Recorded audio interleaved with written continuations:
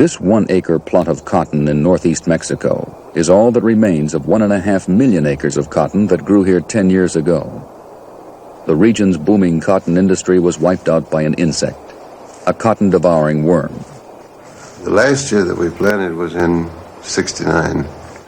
We'd spray one day and we'd go back and look, and there'd be a lot of worms, and we'd spray with something else the next day.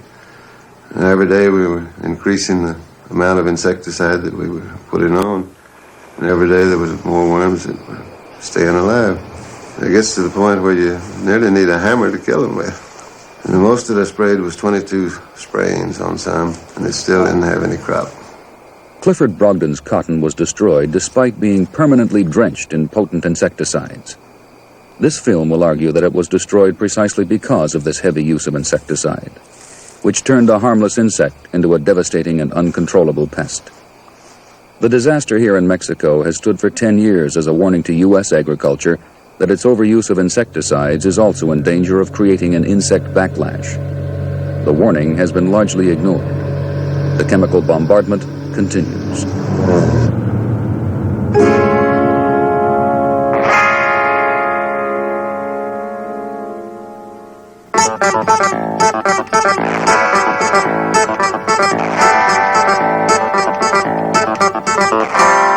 Insects. There are over 1 million known species, and probably another million that haven't even been named yet.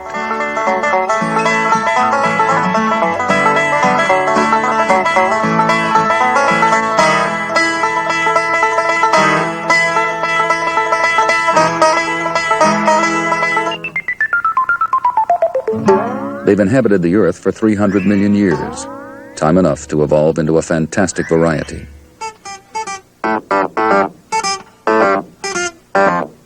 Most insects eat plants.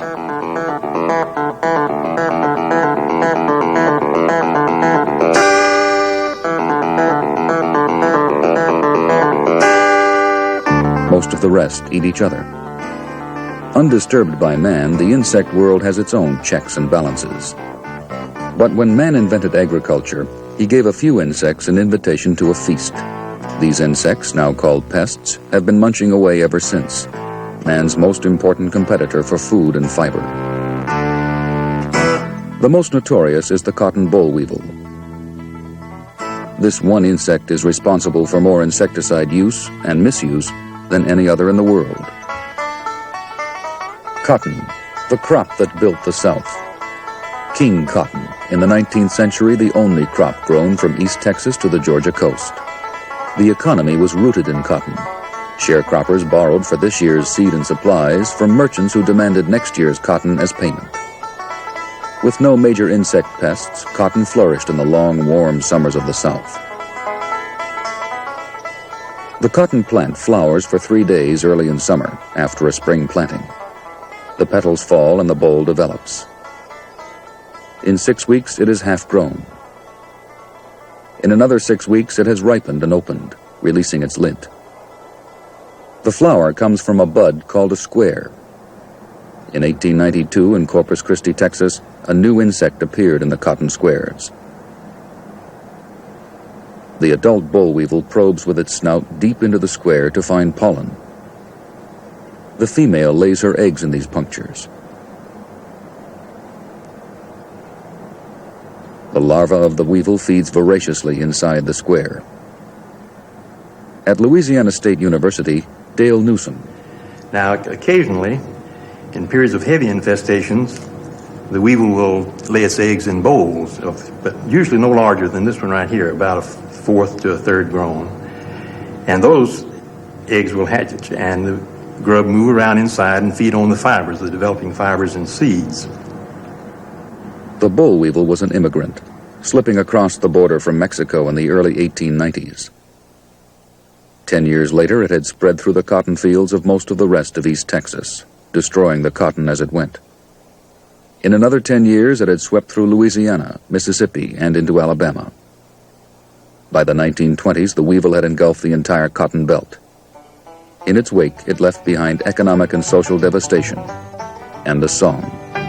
Well, the boll weevil lamb, a little black bug, come from Mexico, they say. Come all the way to Texas, looking for a place to stay. He's looking for a home, looking for a home.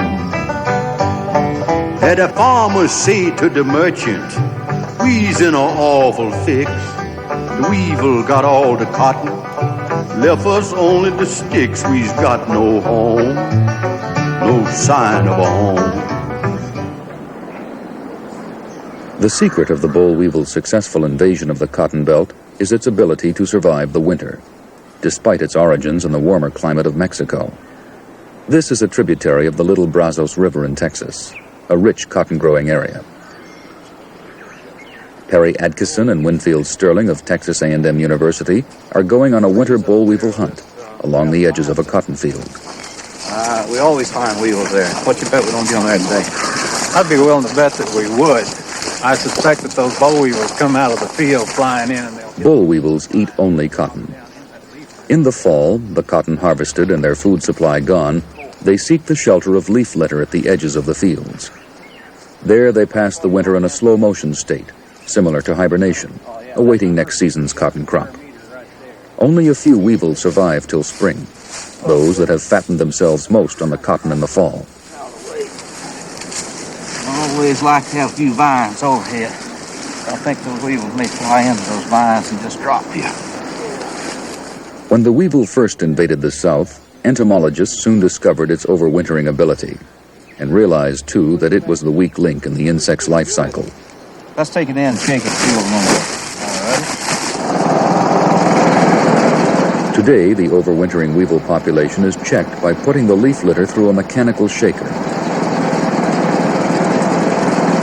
The leaves are held back, soil and weevils shaken through.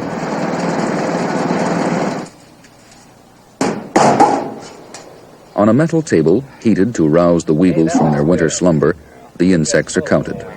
Spread this out and get it warmed up. See what's in here. There's going to be a lot more in there. There's going to be a lot more. They're crawling alive in there. There's going to be a lot more. From studies like this, the early 20th century entomologists worked out a strategy that enabled cotton growers to at least live with the boll weevil. Its key was to reduce the number of insects surviving the winter.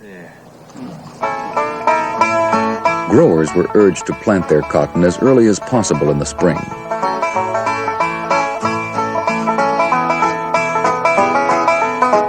Faster fruiting varieties of cotton were developed so that the cotton could be harvested early. The plan was to get the cotton picked before the summer weevil population could build up to high numbers, and to get the cotton out of the fields before the weevils had time to fatten themselves enough to survive the winter.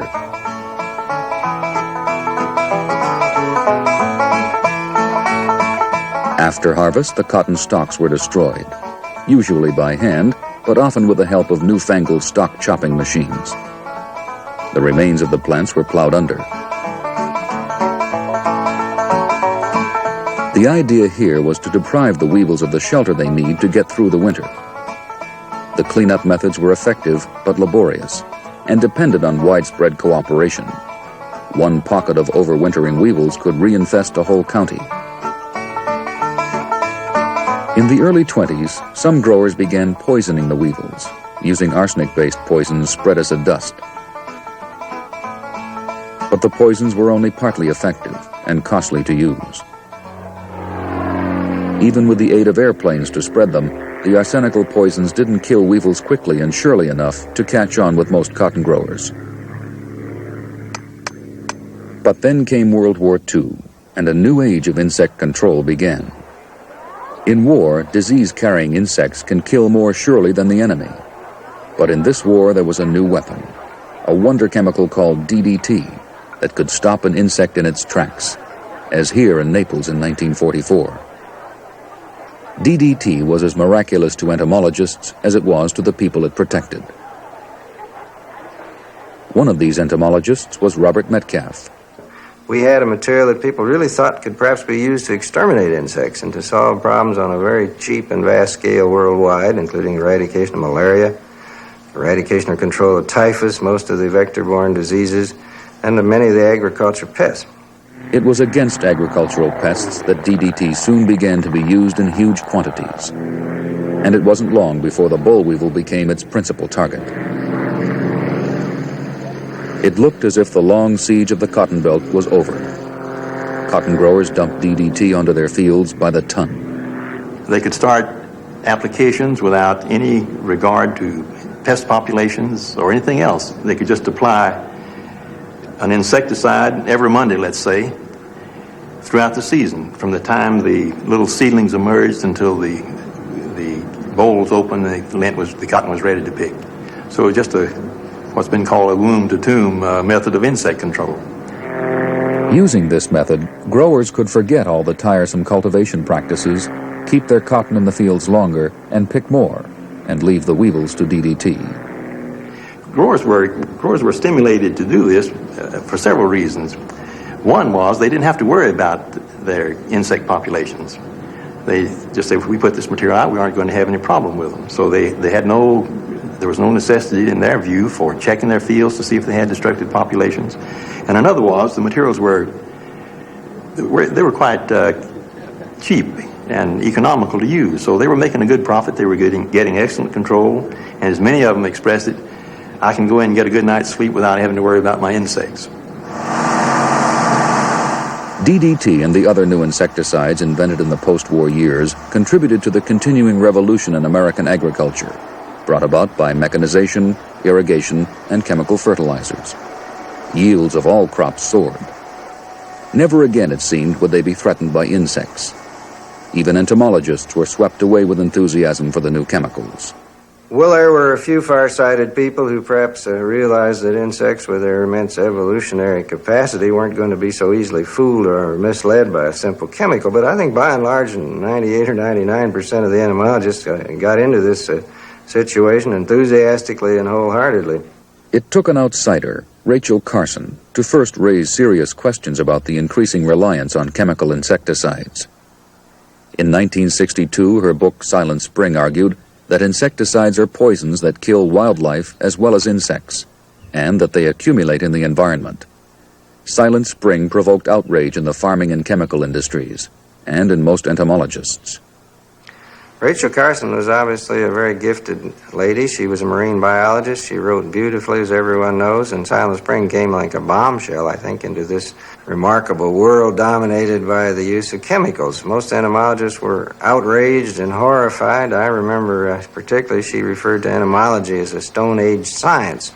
That troubled me a great deal, coming from a rather distinguished entomological background with a father and an uncle who were quite good entomologists. I was pretty disturbed about that. On the other hand, it was obvious that she had hit on a thing that we were too introspective to have seen ourselves, and that was that we were really on the way to making a pretty definite mess of the whole process of insect control.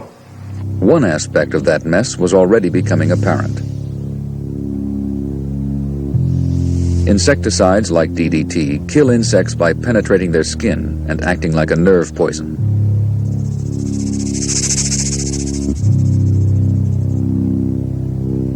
They kill, rapidly and efficiently, virtually every insect they come in contact with. But a few survive, and it was these that launched the first insect counteroffensive. My first doubts came when we tried a chemical called Dieldrin, a new product of industry for fly control in a hog farm near Riverside. We put it on, went out and sprayed all day out there in these rather meager and miserable surroundings, and the flies absolutely disappeared. We thought it was the most remarkable thing that had ever happened. It was far superior to DDT. A couple of months later, the flies started to come back. We went out and repeated the operation. Absolutely nothing happened. Bob Metcalf had encountered the phenomenon of insecticide resistance. This is what happens. The spray kills almost all the flies. Among the few survivors is one that happens to be less susceptible to the poison, a mutant. In the next generation, its descendants constitute more of the population. After a few more sprayings, these resistant flies, descendants of the original mutant, now outnumber the rest. The insecticide itself has selected out the resistant insects, and now almost the entire population is immune. Farmers responded to the resistance problem with heavier firepower, throwing new weapons like helicopters and new insecticides, like the more potent and toxic organophosphates, into the war against the insects. As one chemical lost its effectiveness, another would be brought in. The battle escalated, but the strategy was unchanged. And not all the victims were the enemy. This is a green lacewing, a common insect in summer fields. As an adult, it sips daintily at nectar. It lays its eggs atop long fibers to keep them safe from marauders. But as a larva, the lacewing is a murderous predator, massacring by the score aphids that would otherwise be eating the crop.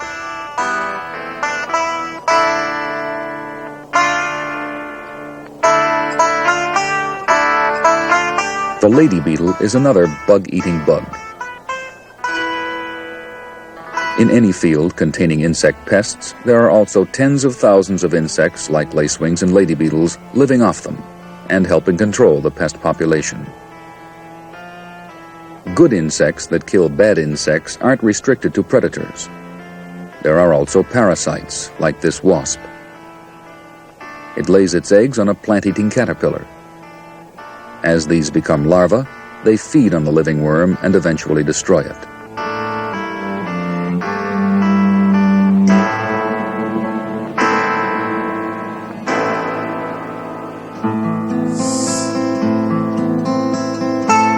All these beneficial insects are as vulnerable to insecticides as the pests themselves.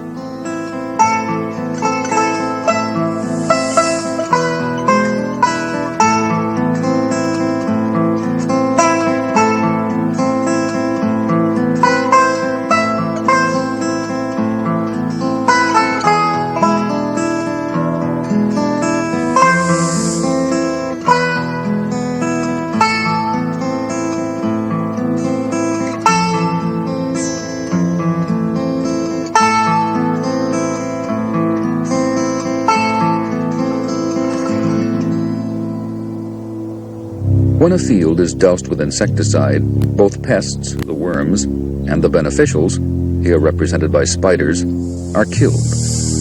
With most of the predators gone, there are no constraints on the surviving worms, and the population starts to increase rapidly. The spiders can't bounce back until there are plenty of worms to eat. But with the worm population exploding, the farmer can't afford to wait for the spiders, so he sprays again and again. This phenomenon is the pesticide treadmill, and it's on cotton that the need to keep spraying once spraying starts has reached staggering levels. The boll weevil long ago became resistant to DDT, and cotton is now grown in most of the cotton belt only with repeated applications of potent organophosphates, which luckily the weevil is still sensitive to. Cotton now accounts for 1/2 of all insecticide used in U.S. agriculture, some 60 million pounds each year. But all that insecticide is now generating a totally new insect problem of its own. In fact, a new pest, an insect that gets its name from a different crop altogether, the tobacco budworm. During the last decade or so, the tobacco budworm has become one of the most important pests that we have, even more important than boll weevil in many cases and in many places. Like the boll weevil, it will attack several parts of the fruit, the small squares or flower buds, the flowers themselves, and small bolls and large bolls. It's when they get to the large bolls that they really cause the greatest amount of damage. And this particular boll right here, you see the characteristic sort of damage that they do. They make a large entrance hole, usually around the base of the bowl, and then many times completely eat out all of the contents of the bowl. They can do a tremendous amount of feeding, even on bowls that are approaching maturity, as this one here is. The tobacco budworm, the caterpillar of a night-flying moth, was only a rare problem to the cotton grower before the widespread use of insecticides. Insecticides have made it a pest. Before spraying for the boll weevil, only a few budworms are in the field along with the weevils and spiders. Spraying for the weevils wipes out the spiders and the other beneficials that prey on the budworms. Now the budworm population can explode. But that's only part of the story. While the weevil hasn't yet become resistant to organophosphate insecticides, the budworm in many places has, and is now virtually uncontrollable. One of the places the budworm broke loose was in northeast Mexico in the mid-1960s. Early in the 60s, this area was swept with cotton fever. 1.5 million acres of scrub was cleared and planted with cotton. Hand labor picked it, but the latest insecticides kept it insect-free. Laws governing pesticide use were minimal, and growers sprayed with anything and everything they could buy. In the mid-60s, the tobacco budworm was suddenly unleashed. A grower who experienced the budworm explosion was Clifford Brogdon. We'd spray with one formula, and then we'd mix up another formula a little bit stronger, and we couldn't find anything that would kill them completely. We'd kill 60 or 70 or maybe 80%. Spray one day and go back and look, and the next day there'd be 20 or 30% of the worms still alive. We'd mix up another formula, stronger, and go back the next day, and we'd still have a lot of worms that were getting by. In 1969, Brogdon and everyone else gave up the fight with the budworm. This cotton gin, its machinery long silent, is the last of over 40 gins in the region to remain intact. The cycle of boom and bust took just 8 years and left an economic disaster in its wake. Nobody wanted to buy the land, and the banks had a lot of land, and the cotton gins had a lot of land that they had to take back from the farmers. The price of the land went to nothing. Across the Rio Grande in Texas, the tobacco budworm also went on the rampage. Perry Adkison. On our side of the river in the lower Rio Grande Valley and parts of South Texas, we had farmers that treated 20, 25 times with all sorts of mixtures of organophosphate materials and chlorinated hydrocarbons like methylparathon, which is a very highly toxic organophosphate with DDT, for example. And still the crop would be completely destroyed. Further north in Texas are the Blacklands, fertile dark soil in winter that in summer is covered in grain sorghum and cotton.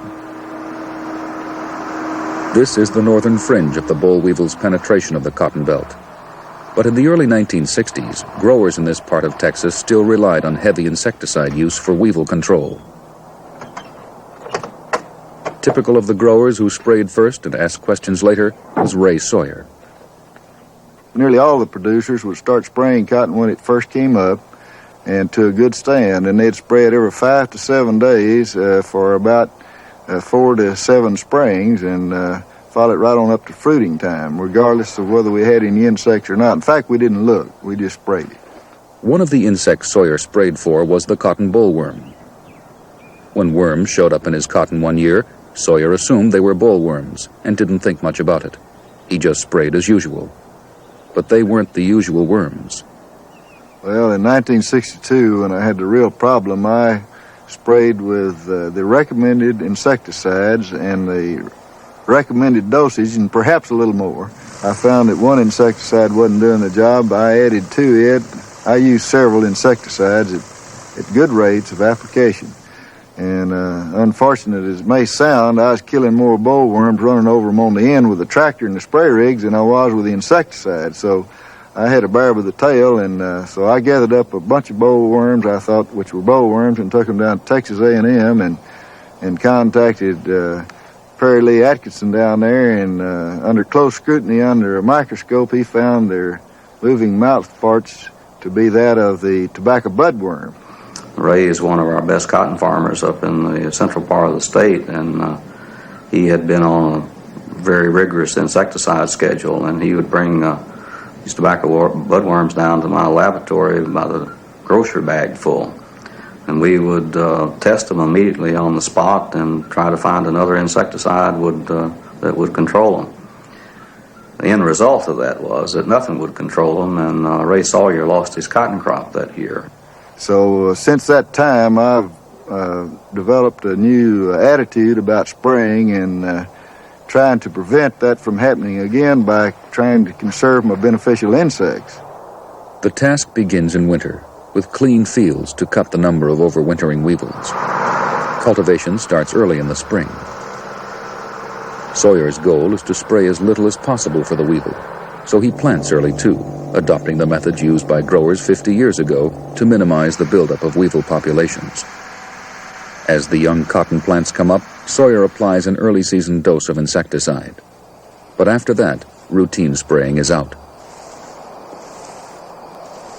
He has scouts check his fields frequently for insects, assessing populations of both pests and beneficials. He'll spray now only if a pest like the weevil shows signs of building to damaging population levels. He also grows short-season cotton varieties to outrun any weevil problems. With these methods, Sawyer grows good crops of cotton, and by preserving his beneficial insects by avoiding heavy insecticide use, he's no longer troubled by the tobacco budworm.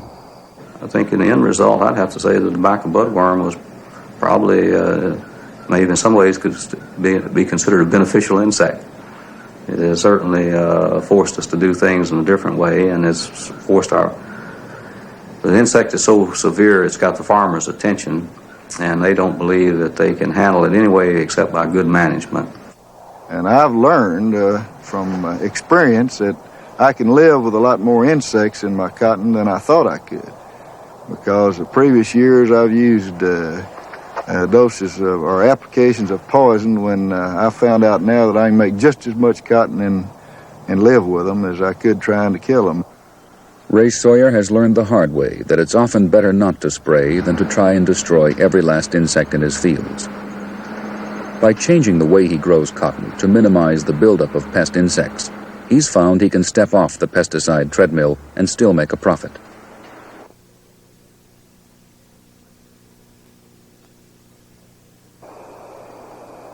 This alfalfa field is in California's Imperial Valley.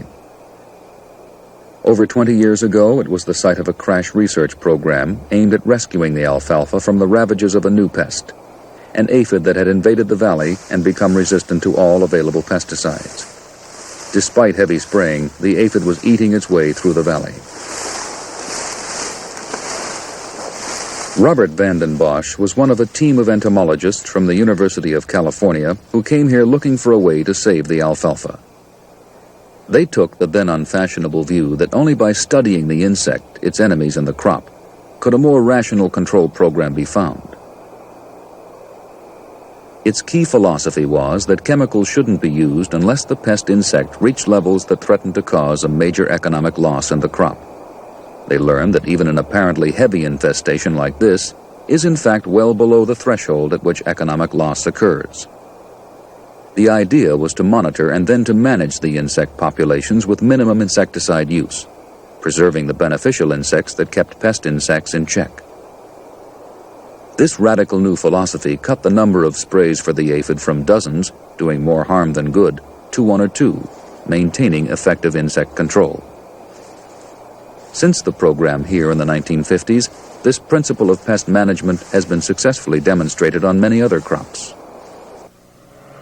But today, the old spray-on-site strategy still prevails over most of America's agriculture.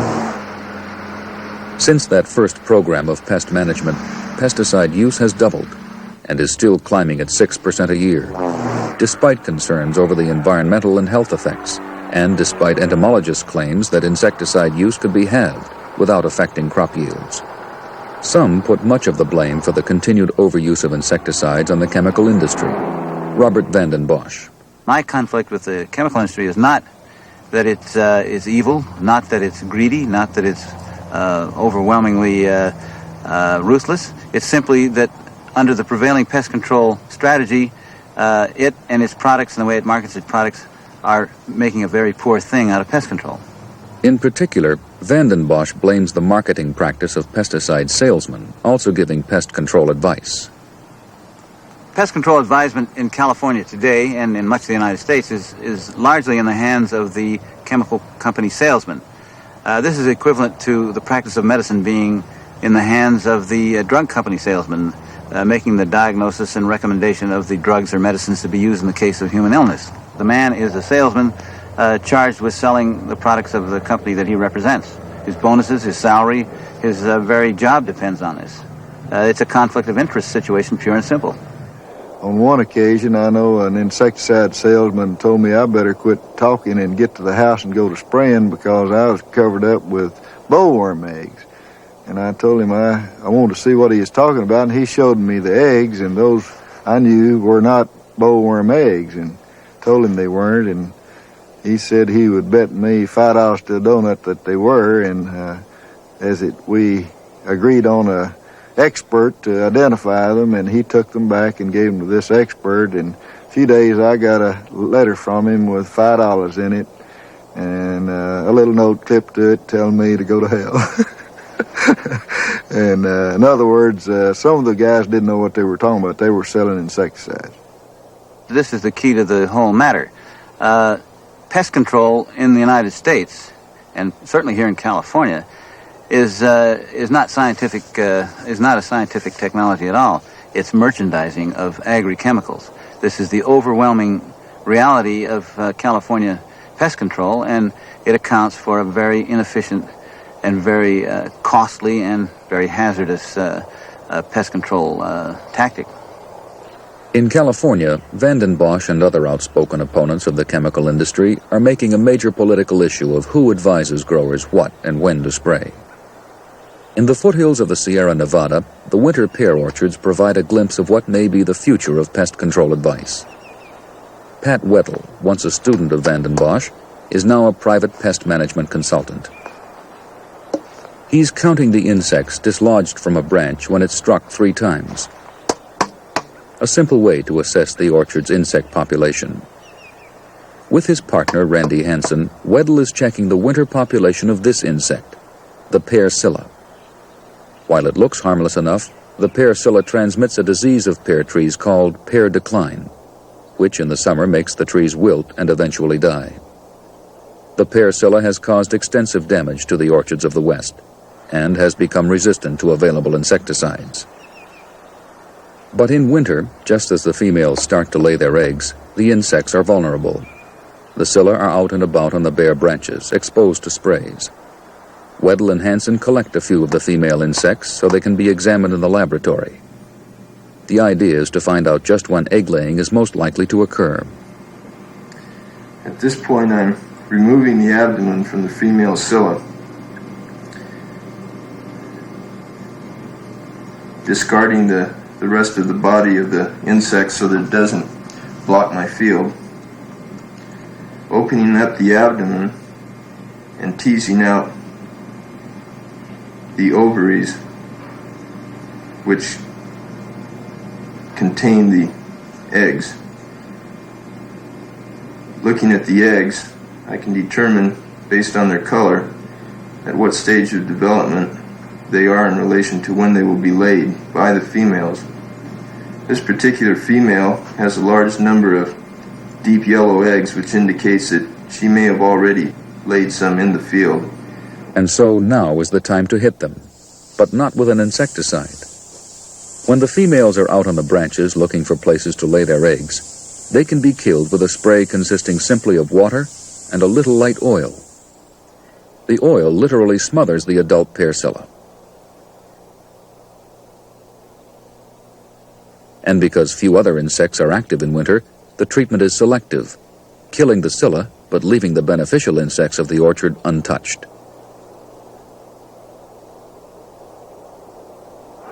Oil sprays to control the pear scilla are simple, non-toxic, and cheap. And depending on how many insects Weddle and Hansen find when they check an orchard, the insects are sprayed only when needed, perhaps once or twice every other winter. This contrasts with the old way of repeated heavy sprays of poison during the summer, sprays which in any case killed more beneficials than pear scilla.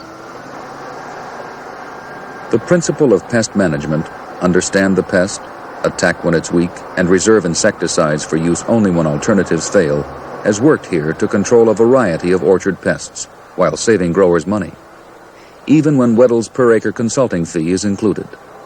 We recently contracted with a grower down in the Sacramento Valley. This was a 250-acre orchard, which in past years had been on pretty much a preventative chemical program. After the first year that we worked with this grower, we reduced his pesticide costs from approximately $120 an acre down to $68 an acre, and that included our fee. This grower indicated to us after harvest that his crop was as clean as he'd ever seen it, and in addition, his trees after harvest looked better than they had in past years. So we did achieve a high level of pest control in spite of the reduction of pesticide use. 300 miles to the south of Weddell's pear orchards is another fruit crop that has traditionally been a heavy user of insecticides, the citrus industry of Southern California. But in this region, centered on the town of Fillmore just north of Los Angeles, oranges and lemons have been grown for 50 years with almost no insecticides at all. In Fillmore, the main insect control agents aren't chemical. They are other insects. Norris Pennington is the manager of the Fillmore Insectary. He's visiting this lemon grove just outside town to check for the presence of one of its commonest pests.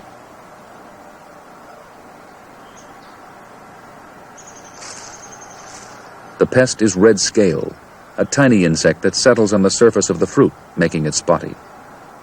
It causes not just cosmetic damage, though this is very important now that consumers are used to blemish-free products, but a heavy infestation can destroy the crop. These are red-scale insects at high magnification. Bustling among them is a tiny wasp. The wasp is a parasite of the scale, laying its eggs inside the insects. The young hatch and devour the scale from within before emerging. At Fillmore, they grow their own wasps. The process starts here, not with the wasps themselves, but with a raising on these banana squash of the scale insects. These are young scale insects, crawlers, before they settle down as mature adults. The crawlers are attracted by light, scramble to the end of the squash nearest the light source, and fall into a paper-lined trough beneath. From there, they are swept up and collected. Millions of tiny insects looking like brown flour.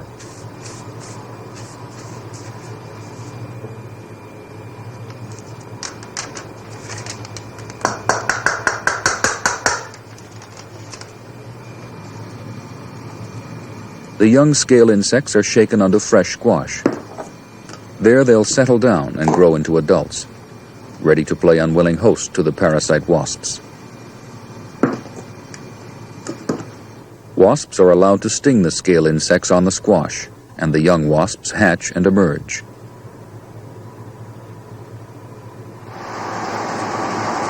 Ether is used as an anesthetic to knock out these emerging new wasps. The anesthetic is pumped into these cages, where for the last few days the young have been eating their way out of the scale insects. The wasps are falling unconscious to the floor of the cage, several 100,000 of them.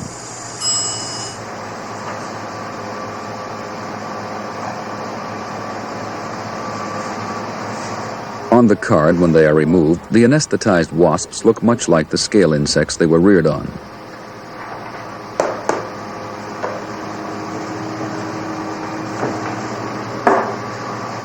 A few 10,000 at a time, the wasps are put into ice cream cups.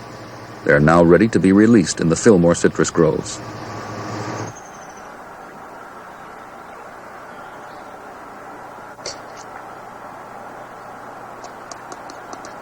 Norris Pennington raises millions of wasps a week in the insectary, and he and a handful of other workers there make releases a few times a year into each of the Fillmore groves. For 50 years, the use of deliberately introduced natural enemies has kept Fillmore free of the major citrus pests, with only the occasional emergency use of insecticide. They've grown good crops, free of pesticide residues, at a cost lower than that possible using chemical control. Fillmore is one of the most spectacular examples of using insects against insects, of so-called biological control. But there are other ways the insect world can be attacked from within. This is a 3-inch-long tomato hornworm, a handsome but voracious insect that is the main experimental animal, the entomologist's equivalent of the laboratory rat, in this laboratory at Harvard University. This anesthetized hornworm is about to undergo a brain operation.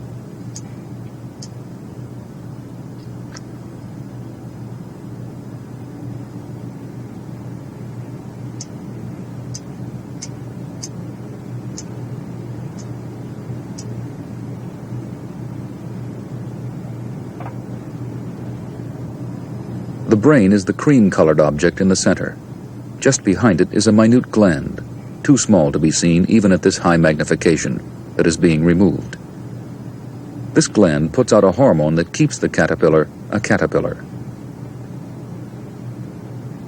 The hormone is called juvenile hormone, and as long as it's around in its body, the caterpillar will not metamorphose into an adult moth. But taking out the gland cuts the supply of juvenile hormone. So this caterpillar will promptly attempt to metamorphose into an adult once it's recovered from its operation. It will attempt to metamorphose even if it's too small to do so successfully, with results demonstrated in another insect by the head of the laboratory, Carol Williams. In the case of the commercial silk moth, the normal insect will spin a normal-sized cocoon, make a normal-sized moth. But obviously, by removing the gland secreting juvenile hormone, one can enforce precocious metamorphosis, get a tiny moth, or removing the glands even earlier, get a super tiny moth. Now, this is routinely a lethal thing for the insect. And believe you, we had to nurse these animals through to get these specimens. So what we really need, as you instantly see, is a chemical that will duplicate what we've done here surgically, namely a chemical that will turn off those glands secreting juvenile hormone. In Williams' laboratory, as in others, the hunt is on for a chemical that would shut down juvenile hormone production in insects. If these baby tomato hornworms encountered such a chemical, they would attempt to change into adult moths immediately and would die in the attempt. Here, the caterpillars are raised in their thousands in the search for an anti-juvenile hormone, for such a chemical would in many ways be the perfect insecticide. Keyed to the insect's own chemistry, the chances are it would be quite non-toxic to the non-insect world. Probably only minute amounts would have to be used to disrupt development and prevent the insect from eating itself to adulthood at the expense of a farmer's crop. It is the adult insect, in this case the gypsy moth, that is vulnerable to another insect-specific chemical that offers hope for a new method of insect control. The chemical is one the female moth herself puts into the air from a gland in her tail. The chemical, called a pheromone, tells male moths she's ready to mate. The pheromone is a scent only males of the same species will respond to, and which the male gypsy moth detects with his feathery antenna. Wendell Roloffs of Cornell University has designed an instrument that allows him to eavesdrop on the antenna of a male moth. The antenna is mounted in a paste that conducts electricity and is made part of an electrical circuit.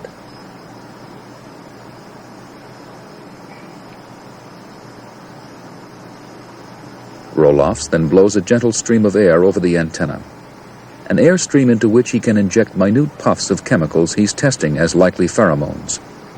If the chemical is almost right, the antenna gives a small response. When he picks the right pheromone, the exact chemical used by gypsy moth females to attract gypsy moth males, the antenna responds strongly.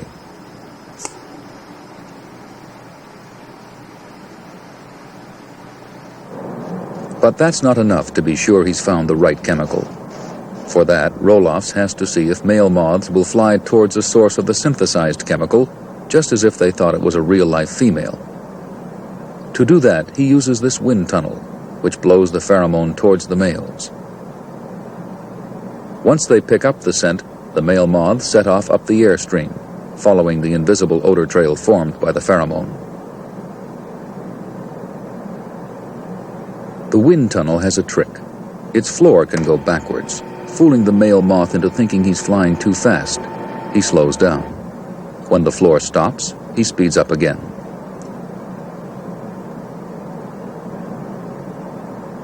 By altering the floor speed, Roloffs can keep a moth flying towards the pheromone source for an hour or more, enough time to be sure the male moth is convinced the synthetic pheromone is the real thing.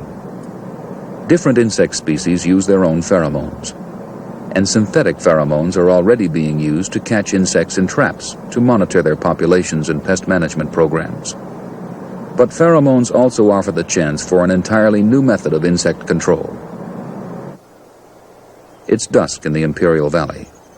Recalling how he first thought of the idea 15 years ago, Harry Shorey.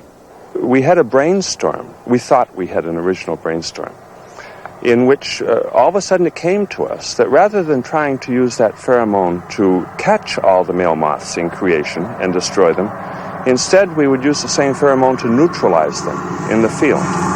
We thought that if we could just take the synthetic material and spread it everywhere in the atmosphere of fields, then male moths would smell females everywhere and wouldn't be able to find them for mating. With a group of graduate students from the University of California, Harry Shorey is recreating the experiment he first did in 1962 to test this idea. First, they set up over a wide area of the alfalfa field a number of small metal cups. A grid of these cups is set out, one every few yards. Into each cup, Shorey pours a few drops of synthetic pheromone. The idea is that the liquid will evaporate from the cups and create an invisible fog of pheromone over the field. To find out if the pheromone fog succeeds in confusing male moths, a trap baited with live females is set up in the middle of the array of pheromone dispensers. The question is, will the males find their way to the females when the whole area is bathed with the scent of pheromone? Far away from the pheromone dispensers, another baited trap is set up as a control. If male moths are flying tonight, this trap should catch some. Now comes the wait, till around 12:30 or 1, when the females start to release their natural pheromone and the males begin to fly.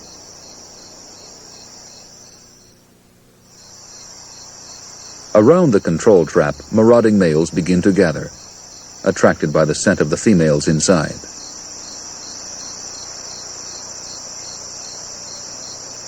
Okay, let's go in and check this trap in the control plot.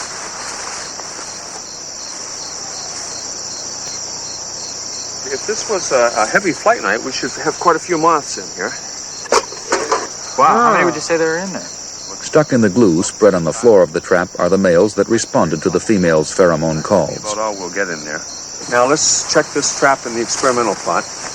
And this trap is surrounded by 64 of the pheromone evaporators. There aren't any in there. If males and females can't find each other to mate, the population collapses. It seems an ideal method of insect control, but there are major practical problems. Pheromones, synthetic pheromones, are so expensive that one can't just put out huge bursts of the odor into the atmosphere from a few point sources. Instead, it has to be metered out constantly from tiny sources placed close together, and these tiny sources, these tiny evaporators, have to totally release all of the pheromone into the air. It has to be totally used. So the engineering of this type of experimentation is really the most difficult part. The other very real difficulty is that these agents are, say, juvenile hormone analogs or anti-juvenile hormones are so potent that you will need very little of them. Hence, you will not be able to sell too much of them. And further, they can be and often are limited to individual kinds of pest and are not broad-spectrum agents the way DDT was. So from a standpoint of capitalistic enterprise, they are not too promising. Only one capitalistic enterprise, the Zoacon Corporation of Palo Alto, California, has made a serious effort to enter the field of pest control using pheromones and insect hormones. And the scale of the operation, even though it has a turnover of millions of dollars a year, is minute compared with the big pesticide companies. The big companies have, by and large, stayed clear of the new, more biological approach to pest control pioneered here. And not just because the markets are small. It has in the past been as difficult to get government approval to market the new, more ecologically sound insect control agents as it has to obtain registration for a conventional chemical insecticide. The licensing, registering agents have been used to coping with poisons. And when you bring before them a thing that you said is non-toxic, then they feel it obliged to be more severe on the biorational agent than they are on the poison. But I think it's an educational deal. The great question, I suppose, is whether everybody will go bankrupt before they make this education stick. This is the basement of the Environmental Protection Agency in Washington, where the scientific data accompanying requests to register pesticides are stored.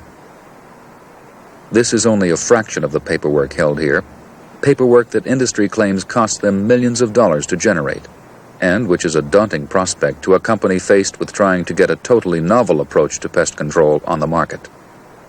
Until this year, Zoacon is the only company to have tried, with results that make its founder and president pessimistic about the future.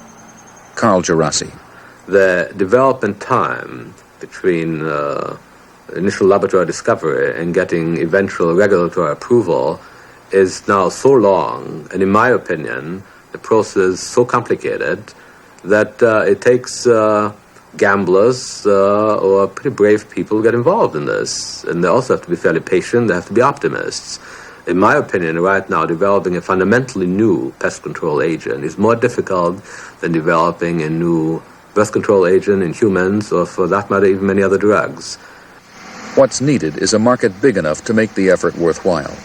And in insect control, there's no bigger market than cotton. This cotton isn't being grown in the traditional cotton belt of the South, but in the extension of the belt to the southwest, through southern Arizona and southern California.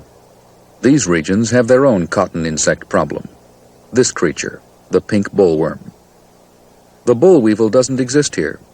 His place as the primary cotton insect is more than filled by the pink bollworm.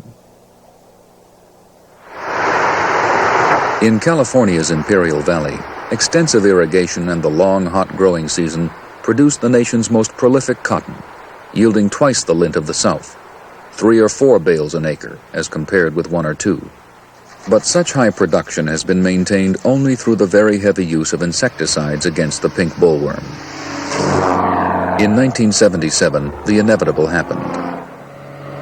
As in Mexico, as in Texas, its natural enemies eliminated by the chemical bombardment, a resistant strain of the tobacco budworm struck.